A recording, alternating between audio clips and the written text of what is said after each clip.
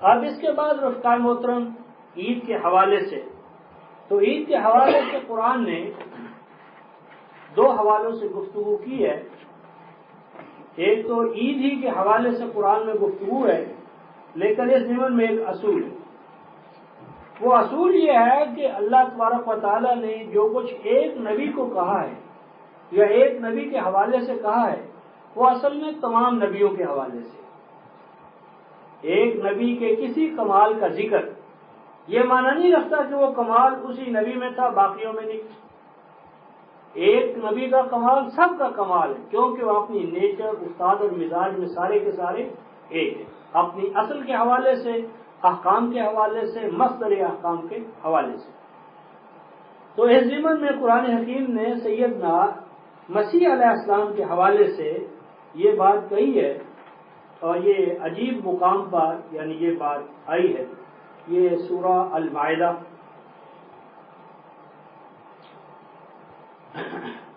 تو سورہ المائدہ میں یہ آیت 114 میں ہے، قال عیسی ابن مریم اللہم ربنا انزل علینا مائدۃ من السماء تکون لنا عیدا لأولنا وآخرنا وآیۃ منک وارزقنا وانت خیر الرازقین۔ یہ سورہ آل مائدہ 5ویں سورہ آیت 114۔ اس میں دو بڑی اہم باتیں رفقاء محترم۔ ایک تو یہ کہ یہ حواریون نے جو بات کہی ہے، تو یہی حواریون 61-13 کی روح سے ہمارے لیے 61-13 اے ایمان والو کونو انصار اللہ، تم انصار اللہ بنو۔ کیسے؟ کما قال عیسی ابن مریم للحواریین من انصاری الی اللہ،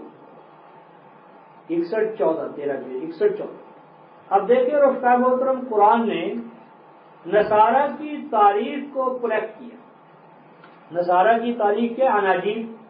کیا کہتی ہیں رفقاء محترم حواریوں کے بارے میں؟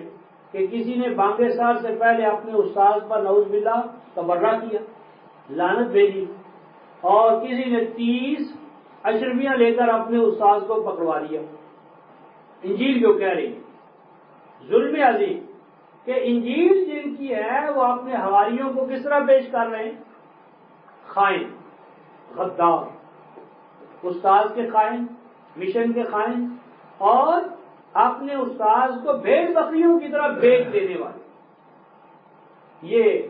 کسی دوسرے آج بھی اناجیل میں آپ کو یہی ملے گا۔ یہ دیکھیں کتنا بڑا احسان ہے رفقاء محترم کہ قرآن نے حواریوں کا مقام ایسا بلند کیا کہ ہمیں کہا کہ اے ایمان والو، اصحاب محمد کو کہا کہ تم حواریوں کی طرح بنو انصاری۔ اگر یہ حواری رفقاء محترم اپنے استاذ کو بیچ کھانے والے، استاذ پہ تبرہ کرنے والے، 30 اشرفی عمر سے چھوٹ جانے والے ہوں، تو اللہ جو جس کا علم محیط کل ہے وہ اصحاب محمد کو کہے گا کہ تم حواریوں کی طرح اپنے اندر ایمان پیدا کرو۔ یعنی اصحاب محمد سے اصحاب عیسیٰ کا کریکٹر سامنے آئے۔ اصحاب محمد نے جو کارنامے، جو فداکاری ہے، جو جانثاری، جو قربانی کی، یہ رہنما ہے حواریان مسیح کے لیے۔ حواریان مسیح کو دیکھنا ہو تو حواریان محمد کو دیکھو۔ تو حواریان محمد کا جو کردار ہے، تراہم رکعا سجدا یبتغون فضلا من اللہ ورضوانا یجاہدون فی سبیل اللہ لا یخافون لومۃ لائم ذالک فضل اللہ۔ تو میری ماد ہے کہ ان حواریوں نے جو یہ بات کہی ہے 5:113 اور 14 میں، یہ ایک عظیم بات ایک تو اس حوالے سے ہے کہ جو معجزات مسیح ہیں اس پر ڈاکٹر صاحب نے جو پمفلٹ معجزات والا ہے اس میں اس نقطے پر بہت اچھی بحث کر دی ہے، دوستوں کے علم میں ہے کہ حضرت مسیح کے جو حواری ہیں انہوں نے رفقاء محترم اگر مسیح کی بن باپ کی پیدائش کو دیکھا ہوتا، مسیح کو مردوں کو زندہ کرتے دیکھا ہوتا، مسیح کو ابرا اور ابرس مبروس کو شفا دیتے دیکھا ہوتا، اندھوں کو آنکھیں دیتے دیکھا ہوتا، مردوں میں قبروں میں جو مردے ان کو زندہ کرتے دیکھا ہوتا اور اس کا تکلم فی المات سنا ہوتا اور اس کی سپر نیچر یا خلاف نیچر وہ پیدائش دیکھی ہوتی، تو اتنی چیزیں دیکھ لینے کے بعد رفقائے محترم کیا ابھی ان میں یقین کی کوئی کمی رہ سکتی ہے؟ اتنے بڑے بڑے معجزات دیکھ لیے اور یہ ہماری موقع کے گواہ ہیں۔ تو انہوں نے یہ کہا کہ اے موسیٰ، اے مسیح، ایسا نہیں ہو سکتا کہ ہم مائدہ من السماء دیکھیں تاکہ ہمارے اندر یقین کامل ہو جائے اور تصدیق تام پر ہم آ جائیں اور آپ کے مشن کے ہم گواہ ٹھہریں۔ یعنی سوچنے والی بات ہے کہ تم نے میری پیدائش دیکھی بغیر باپ کے، پنگوڑے نے میرا کلام سنا، مردوں کو جیتے دیکھا، آنکھیں میں نے نابینوں کو دی، ابرص کو میں نے ابھی یقین پیدا نہیں ہوا۔ اس کا مطلب ہے کہ ان تمام چیزوں کے بارے میں ہمارا جو مفہوم ہے، فہم ہے، وہ اصلاح کے قابل، نظر ثانی کا موقع ہے۔ خیر اس پر اس پمفلٹ میں گفتگو ہو چکی۔ اس کے بعد دوسری بات یہ آ رہی ہے کہ مسیح علیہ السلام نے دعا مانگی، اے پروردگار عالم، ہمیں مائدہ من السماء عطا کر، مائدہ من السماء عطا کر، کہ وہ مائدہ جو ہمارے اوپر اترے اس کی حیثیت کیا ہو، عید لاولنا و آخرنا۔ ہم ایک ایسی عید چاہتے ہیں کہ اس عید کے اندر ہمارا اول اور آخر دونوں شریک ہو، ہمارا اول اور آخر، پہلا فرد اور آخری فرد، اولین اور آخرین، آج موجود جو ہیں اور آنے والے جو ہیں، یہ اس عید میں شامل ہوں۔ عید ایسی ہو کہ اس عید میں اول اور آخر دونوں شریک ہو، یعنی اولین و آخرین۔ عید ایسی ہونی چاہیے کہ اس عید میں اول اور آخر شریک ہو، اول اور آخر شریک ہو، اور وہ جو عید ہے ایسی ہونی چاہیے آیتم من کا، اس عید کی اساس یہ ہو کہ وہ تیری آیات کی وجہ سے قائم ہو، یعنی اس عید کا باعث اور سبب جو ہے وہ تیری آیات بنے، آیتم من کا، وہ تیری آیات بنے۔ تو عید میں تین خصوصیات، اول و آخر کا اجتماع ہو، اور اس کی اساس جو ہے وہ آیتم من کا، اے اللہ تیری آیات پر اس عید کو ہم قائم کریں، اور اس عید کے نتیجے میں ورزقنا، ہم تجھ سے رزق پائیں، تیرا ہمیں رزق عطا ہو اس عید میں، اور تیرا رزق جو ہے وہ بہترین رزق ہوتا ہے۔ اب اس میں عید کا کیا معنی ہے؟ یہ جو رفقائے محترم عادہ یعودو ہے، اس سے عید نہیں ہے۔ عید عربی زبان میں عادہ یعودو سے نہیں ہے، جس کا معنی کر دیا ہے لوٹ لوٹ کر آنا، غلط۔ لسان العرب میں دیکھیں، عادہ یعودو سے نہیں ہے، عادہ یعیدو عیدن و عیدن و اودن و عیدان۔ اصل میں عادہ یعیدو سے عید اور ہے، عادہ یعودو سے عید اور ہے۔ یہ قرآن میں عادہ یعیدو جو ہے، اس میں اصل اس کا معنی ہوتا ہے کسی چیز کا جشن، کسی چیز کی خوشی، کسی چیز کی بہجت، کسی چیز کے اندر انبساط۔ عید، عادہ یعید و عیدن و عیدن، بیمار کا شفا یاب ہونا، مشکل میں مبتلا کا رہائی پانا، اور جس کی گرہ لگ چکی ہو اس کا کھل جانا، یہ عید ہے۔ اچھا، اب اس ضمن میں آیت من کا اور عید کے اس مفہوم کو لے کر ہم سورہ یونس میں پہنچے۔ سورہ یونس آیت نمبر 57 اور 58۔ عید کیا ہے؟ عید کے لیے قرآن نے جو متبادل یہاں ہمارے لیے رکھا ہے سورہ یونس کی آیت نمبر 57 اور 58 میں، وہ یہ ہے کہ اے یا ایھا الناس، آیت نمبر 57 اور 58، یا ایھا الناس، اے نوع انسانی،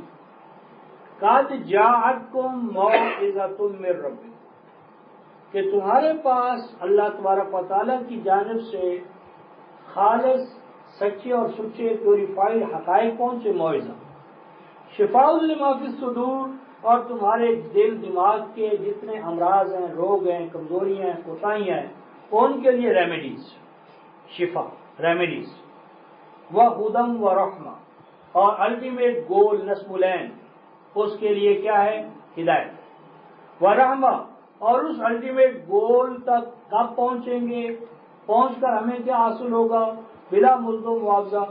ربوبیت عالمینی کا فیضان، یہ رحمہ۔ اس کے بعد فرمایا رفقا محترم، قل بفضل اللہ و برحمتہ، کہو ان سے کہ یہ جو کچھ ہوا ہے یہ اللہ تبارک و تعالیٰ کے فضل سے، یہ خالص اللہ کا فضل ہے، اس میں تمہارا کوئی کمال نہیں، تمہارے نبی کا کوئی کمال نہیں، وبرحمتہ، اور یہ خالص اس کی رحمت ہے، یہ قرآن اللہ کے خالص فضل اور اس کی خالص رحمت سے نازل ہوا ہے، اس کے سوا اس کا اور کوئی باعث نہیں ہے۔ آگے فرمایا رفقا محترم، فَبِذَالِكَ فَلْيَفْرَحُوا، یہ جو تمہیں قرآن کا عطا کیا جانا ہے، قرآن کا عطا کیا جانا ہے، یہ ہے وہ چیز کہ جس پر تمہیں خوشیاں منانا چاہیے، خوشی کا اظہار کرو، جشن مناؤ، یعنی جشن اور خوشی کا جو مقام اور محل ہے وہ نزول قرآن ہے۔ قرآن کا عطا کیا جانا، قرآن کا عطا ہونا،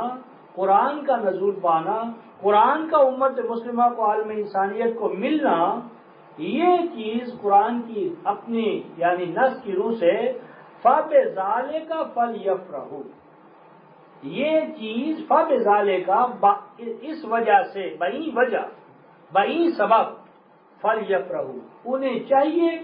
کہ وہ اس کے لیے کوئی ایسی صورت پیدا کریں کہ وہ اظہار ہو کہ وہ قرآن کو پا کر خوش ہوئے، خوشی کا اظہار وہ اس وجہ سے کہ ان کو قرآن عطا ہوا۔ اور آگے ارشاد فرمایا رفقا محترم، هو خیر مما یجمعون، یہ قرآن جو ہے یہ دونوں جہان کی دولتوں سے بڑھ کر، یعنی مادی اور مانوی دولتیں ایک طرف اور قرآن دوسری طرف۔ اس کے ساتھ اب 8، 62، 63 لیں سورہ الانفال کہ رسول نے اس قرآن سے کیا پایا، امت نے کیا پایا، آپ نے اور ہم نے کیا پانا ہے۔ تو اس میں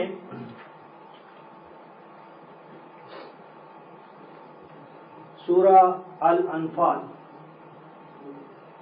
اس میں آیت نمبر 63، وَأَلَّفَ بَيْنَ قُلُوبِهِمْ، اللہ تعالیٰ نے اس قرآن کے ذریعے اے ایمان والو تمہارے دلوں کو جوڑ دیا، اور اے رسول لو انفقت ما فی الارض جميعا ما الفت بین قلوبہم، اے رسول اگر تو دنیا جہان کے خزانے رکھتا، اور نہ صرف تیرے پاس دنیا جہان کے خزانے ہوتے بلکہ ان کو خرچ بھی کر ڈالتا، یعنی دنیا جہان کے تیرے پاس خزانے بھی ہوتے اور ان خزانوں کو تو لٹا بھی دیتا، ما الفت بین قلوبہم، تو ایمان والوں کے دل دماغ میں جو یکجہتی، الفت، محبت قرآن نے پیدا کی ہے، یہ تو مال و دولت سے، دنیا جہان کے مال و دولت سے پیدا نہیں کر سکتا۔ تو اس قرآن نے رفقا محترم تالیف قلوب کی، وہ تالیف قلوب جو دنیا جہان کے مال دولت سے نہیں ہو سکتی۔ تو اب یہ دوسری چیز، یعنی یہ جو عید ہے رمضان کی مناسبت سے، چونکہ رمضان ہمارا ریفریشر کورس ہے، رمضان فمن شاہد منکم الشہر فلیصمہ، میں نے بتایا تھا کہ شاہدہ کا معنی صرف موجود ہونا نہیں ہے، شاہدہ کا معنی ہے لتکونوا شہداء علی الناس، یہ ہے شہادت علی الناس کے فریضے سے عہدہ برا ہونے کے لیے خصوصی تعلیمی اور تربیتی مراحل سے گزرنا، یہ ریفریشر کورس ہے پوری امت کے لیے اور بالخصوص عاقفون کے لیے۔ اب یہ 1 ماہ کا جو خصوصی کورس، ریفریشر کورس عامت الناس نے اور شہداء علی الناس نے کیا ہے، اس پر جو مثلا سرٹیفکیٹس دینے ہوں، اسناد دینی ہوں، ان کو صلی علیہم ان صلاتک سکن لہم، یعنی جب یہ اس پروسیس سے کامیاب ہو کر گزریں گے تو سورہ توبہ کی روح سے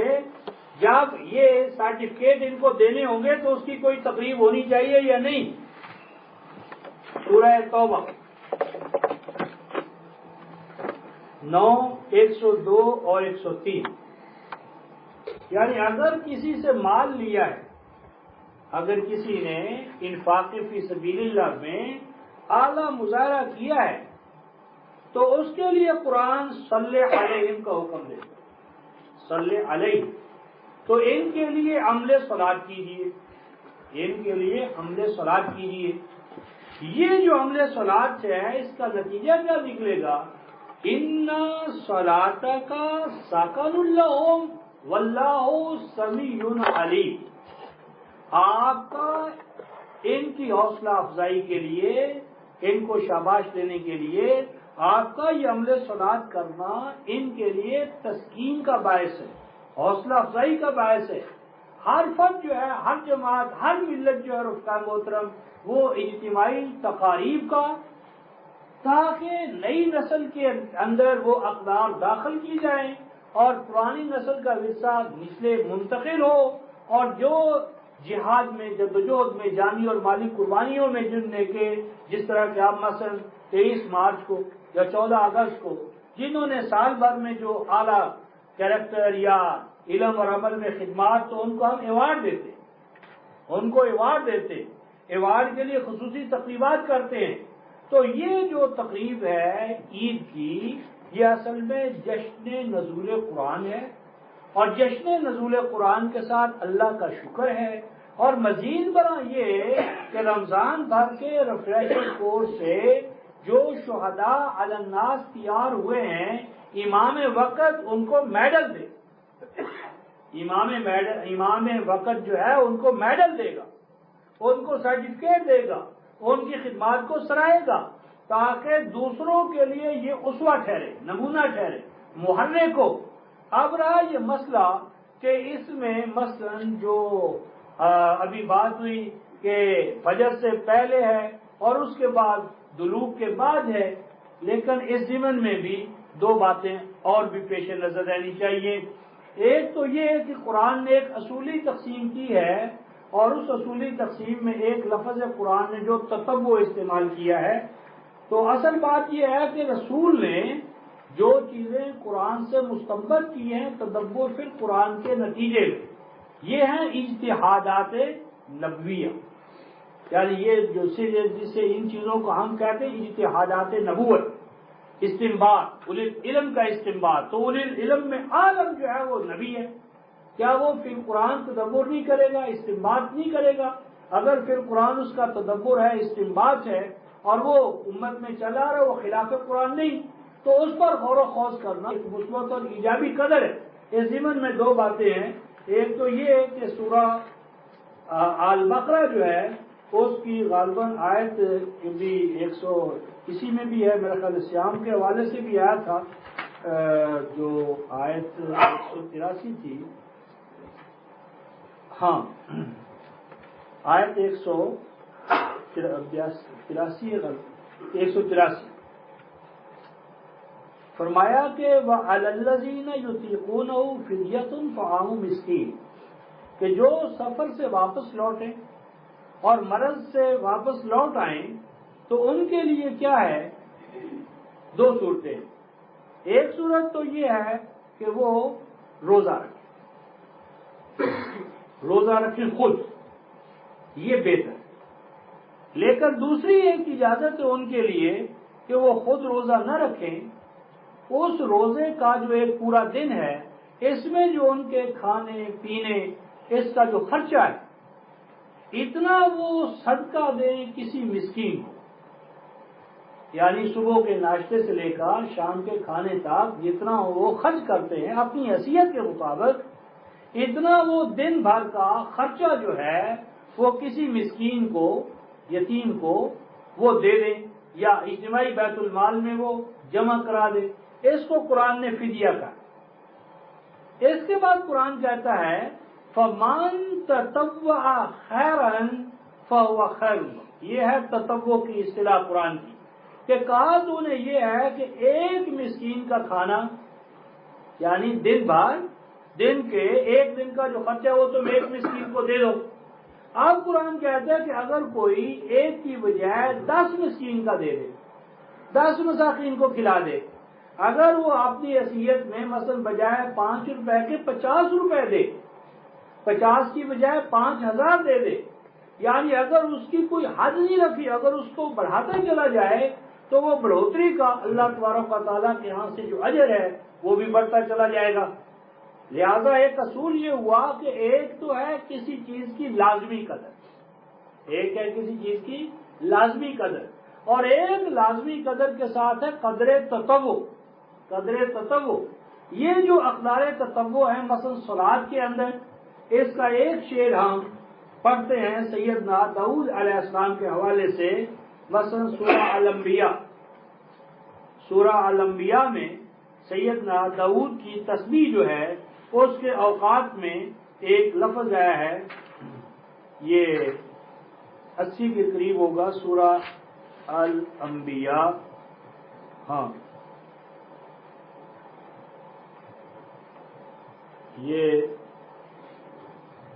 آیت ہے 79، وَسَخَّرْنَا مَعَ دَاؤُودَ الْجِبَالَ، یعنی کنٹرول میں دے دیا ہم نے جناب داؤد کے لیے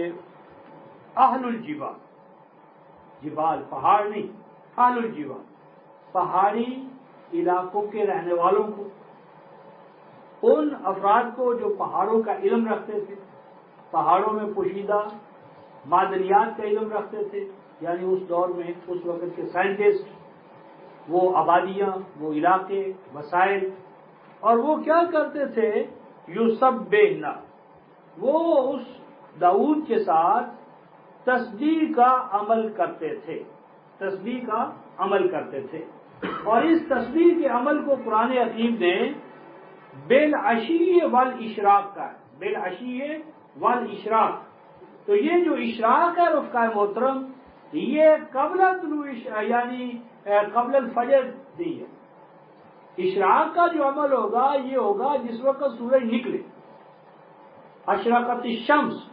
یہ جو سیدنا یہ 38ویں سورہ میں، یعنی قرآن نے امت مسلمہ کے لیے بالغدات والعشی کا ہے، غدات، تو غدات ہے یعنی صبح کا ابتدائی لمحات یا ابتدائی گھڑیاں، تو یہ چیز جو ہے یہ دلوغ سے پہلے، تو یہاں قرآن حکیم نے سیدنا داؤد کے حوالے سے جبال کا جو ذکر کیا ہے، جبال، تو ان کی تسبیح کے بارے میں جو وقت بتایا ہے